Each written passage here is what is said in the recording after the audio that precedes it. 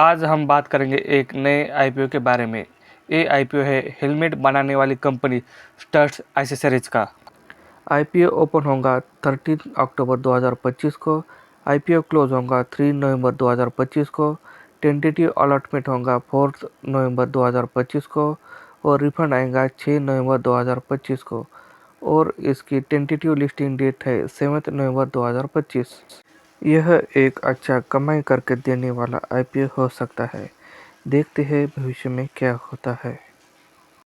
इसका IPO size है 455 करोड़ का।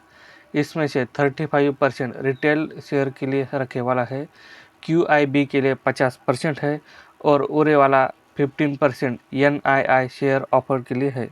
मिनिमम रिटेल एप्लीकेशन के लिए आपको 25 शेयर के लिए अप्लाई करना पड़ेगा।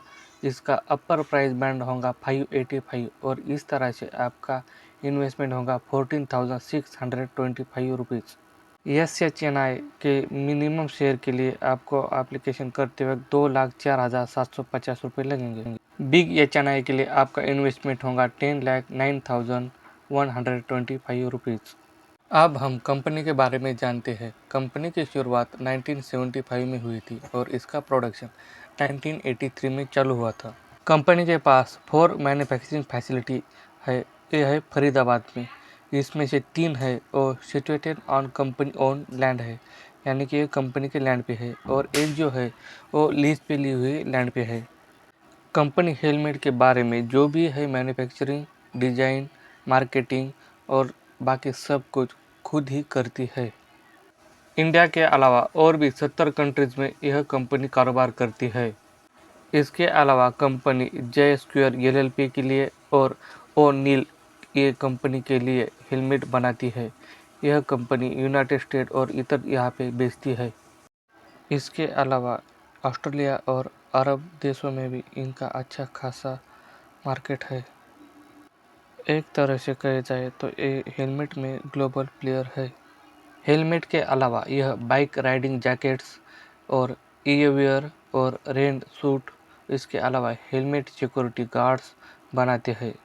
इसी के साथ 2 व्हीलर गेजेस और ग्लोव्स में भी इनका अच्छा खासा प्रेजेंट है। फाइनेंशियल ईयर 2024-25 में इन्होंने 70,40,000 हेलमेट बेचे हैं।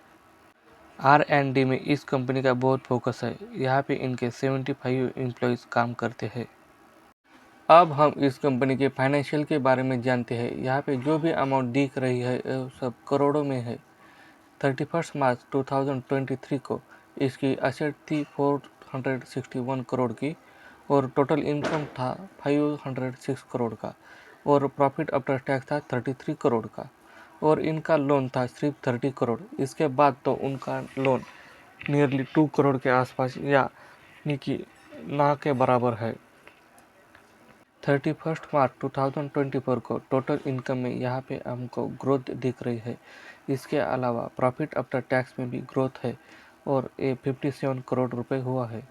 ईयर ऑन ईयर यहाँ पे टोटल इनकम और प्रॉफिट में ग्रोथ दिख रहा है। इसी तरह 31 मार्च 2025 को इनकी टोटल इनकम है 595 करोड़ रुपीज़ और प्रॉफिट आफ्टर टैक्स है 69 करोड़ रुपीज़।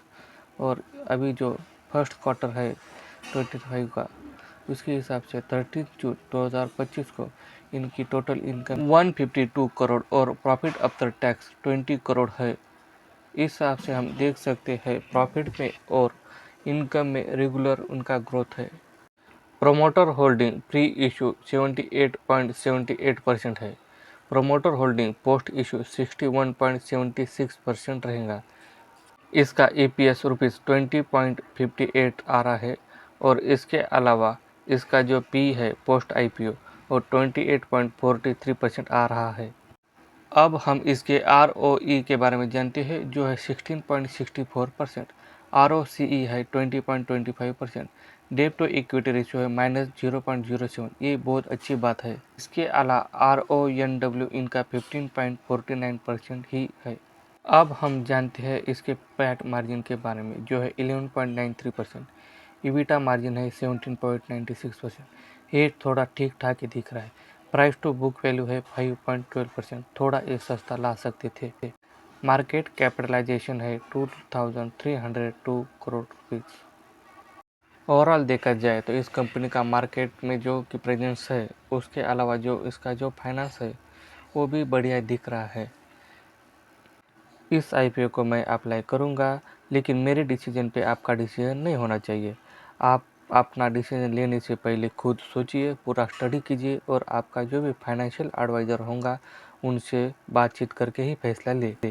मैं फिर एक बार कहना चाहूँगा, ये वीडियो सिर्फ एजुकेशन पर्पज़ के लिए है। यहाँ पे अवॉइड या अप्लाई का कोई भी हमने डिसीजन आपको नहीं दिया है। जो फाइनेंशियल और इसकी जो जानकारी है वो आपके साथ साझा की है। आप खुद स्टडी करके और अपने हिसाब से यहाँ पे डिसीजन लीजिए।